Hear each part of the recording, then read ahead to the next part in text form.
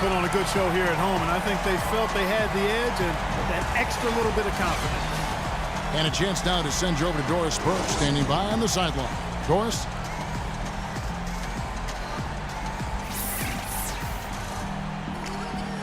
Kevin, we have Brooke Lopez with us. Tell us about the energy out there tonight. It seemed like there was a ton of intensity on the floor. You know, the crowd brought so much energy, you know, it's Brooklyn energy. The noise in the building was fantastic. You know, and we just need more of that in the season. Brooke, thank you very much. Kevin, over to you. The 2K Sports postgame show.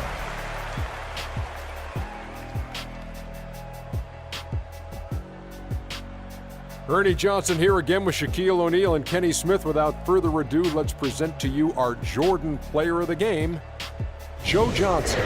He had just an outstanding fourth quarter performance. He really had the fire lit under him, and down the stretch, really having a huge impact on the outcome. And that'll do it for this edition of the NBA on 2K Sports. Hope you enjoyed the show.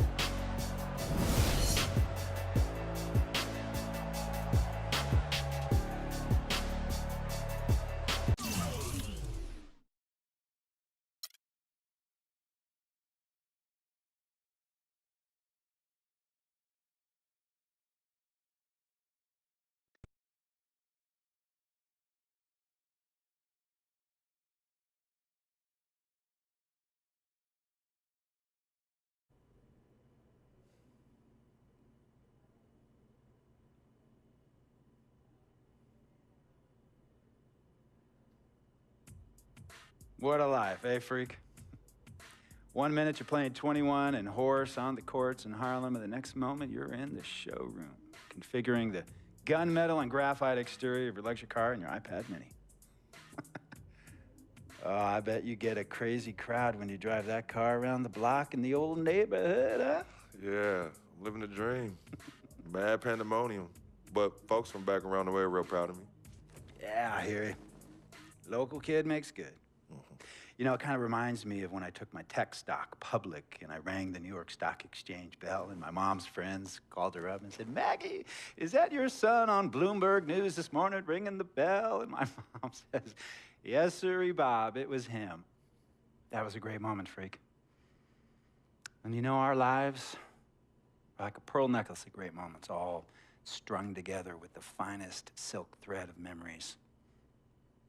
And we have to be very careful how we cultivate those pearls and we thread that necklace. Does this meeting by any chance have to do with Vic Van Leer? I grew up in the burbs, freak. I wasn't poor, upper middle class, comfortable. My daddy worked as an accountant for one of the largest insurance firms in the country. Smart with his money. Mom didn't have to work. I went to boarding school. And my dad died of a heart attack when I was a freshman at MIT. I was a movie geek, wanted to be a civil engineer, but I made my fortune by becoming a hybrid of both those interests. My dad didn't want me to be an accountant. Oh, listen to this. My best friend was a guy named Isidore. Yeah, we called him Izzy. He was one of the smartest human beings I have ever met in my life. I mean, Izzy was taking second-year college calculus courses as a high school sophomore, right? Straight-A student, full ride to MIT. Izzy had the world at his fingertips. But he was always looking for trouble, and trouble found him. He ran with the wrong crowd. And when we got to MIT, he got this great job working for a financial consulting firm in Boston. But every weekend, he would fly to Vegas. You see, Izzy had a system for counting cards in Vegas that had the big casinos on the Strip.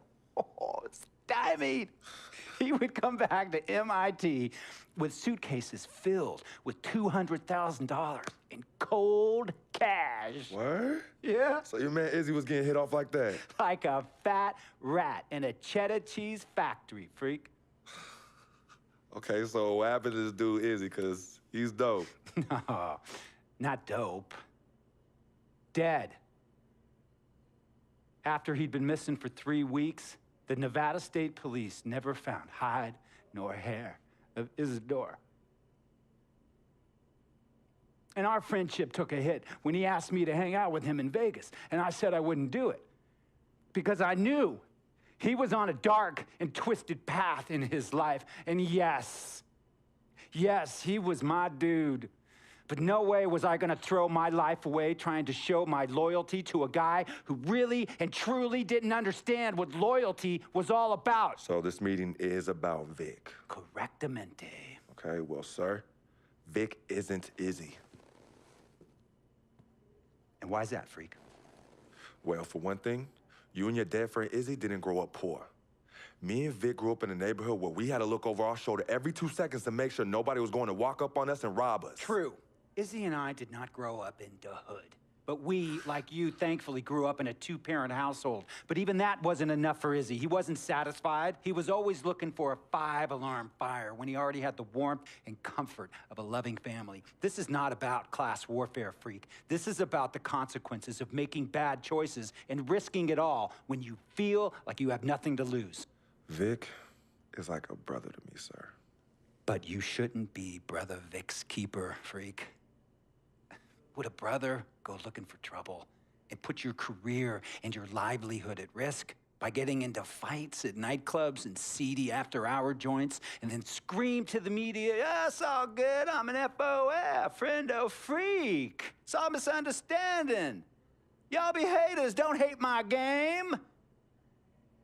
I don't think a brother would do that to someone they really cared about, but a guy who looked at you like a meal ticket would. No. See, you don't understand Vic. Really? I don't understand. No.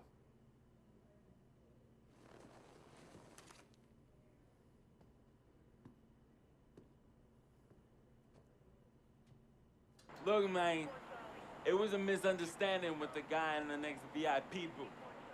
His honey started flirting with me, so naturally I started flirting back. Next thing I know, Captain Cornball's off my grill piece beefing. Next thing he know, he got a 2-piece and a biscuit under his left eye. Hey, I don't know who hit him, and it damn sure wasn't me. Hey, Captain Cornball's mad because I'm an FOF, friend of freak. Hey, but check this out though. He needs to train that hottie before he leave the house though. Yo, he's hotties ain't loyal, man. What's there to understand? Are you freaking blind?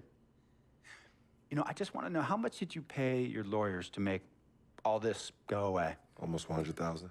Excuse me, son, I'm sorry, I couldn't hear you. I said I paid almost $100,000. Exactly. And if you keep riding shotgun with Vic, you're gonna go broke. Quick, fast, and in a hurry. Look, Vic is my friend, and I grew up with him. How many times I gotta tell you, sir? Freak, this is not a request. I am not asking you to do this. I am telling you to do this. And the first order of business is that Mr. Vic Van Leer is banned from traveling with you on the road. Vic is banned from the locker room. And Vic is banned from this arena. And if I catch this guy, Vic, in or anywhere near the facilities, Mr. Vic Van Leer will be arrested for trespassing. Are you serious, sir? Brother, I'm as serious as cancer. We all know that can be deadly. You know, when me and Vic were kids, playing summer tournaments at the Dome, we always imagined making it to the pros, right? And after the crowds left, just a street light was on the court, like 11:30, 12 midnight, even 1 in the morning sometimes. We used to practice player introductions, running on the court, giving dap, high-fiving the teammates. Vic, he would act as an announcer. You know, he would introduce me and announce my name on a loudspeaker, and the Jumbotron would flash my image like a little guy dressed in long shorts and a jersey. And now, fresh off his 3-game, 62-point scoring streak, the youngest player to ever do so in NBA history, Frequency Vibrations.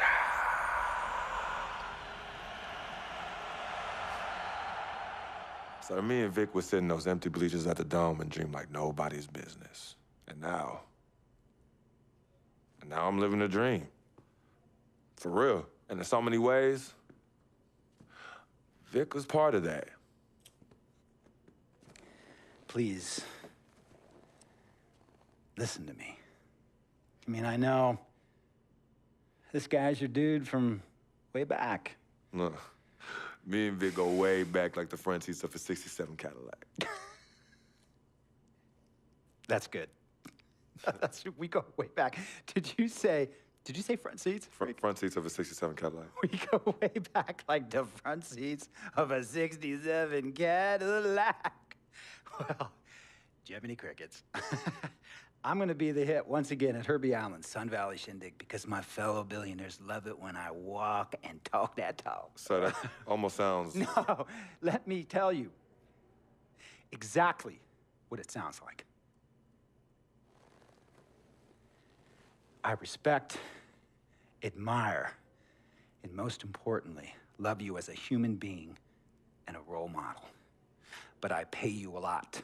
And I mean, I pay you a lot of money to play for my team. And I am in this game to win it. And you can't win it with an albatross around your neck like Vic. So Vic is done. History. And here's some more lingo that I picked up from a former megastar who used to play for me several seasons ago. Thought I would never release him until I did. And now he's the sixth man on a struggling team in Venice. And yeah, I'm talking Venice with the canals and the gondolas and Harry's Bar, not the street ballers next to the fortune tellers on the beach in Cali. This guy used to tell me when he thought there was a player destroying our team, don't be a hero, cut that zero. And that is what I am telling you about Vic, freak. Don't be a hero, cut that zero. The only thing Vic brings into your life is headache and unwanted and unnecessary negative attention. And it will begin to affect your mindset. And when it affects your mindset, it's gonna affect your play. And when it affects your play, it's gonna affect my team. And when it affects my team, it's gonna affect my money. And if it affects my money, Google Translate will become your new freaking friend. I want a championship ring, freak, and I want you to help me get that ring. And banners after banners hanging from the rafters in this arena. So, freak, hear me clearly and hear me good.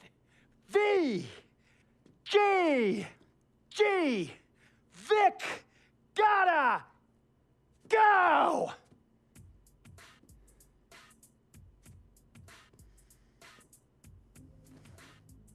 Handle your business.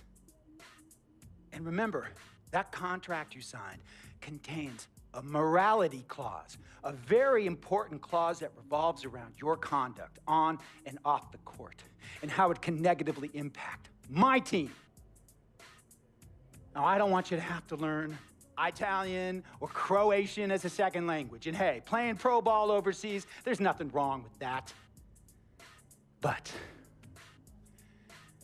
the arenas are nothing like this, nor will the money be the same. And on top of all of that, this is the US of A, the greatest freaking country in the world. Ask yourself, is Vic worth all that? Think about it. Think long, think wrong.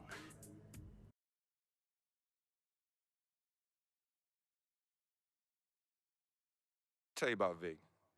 He has his bad rap. It's not, and I understand some of his judgments might shadow his actual character. He's not that at all. Man, Vic, let me tell you something. We actually, we have love for each other. We're brothers.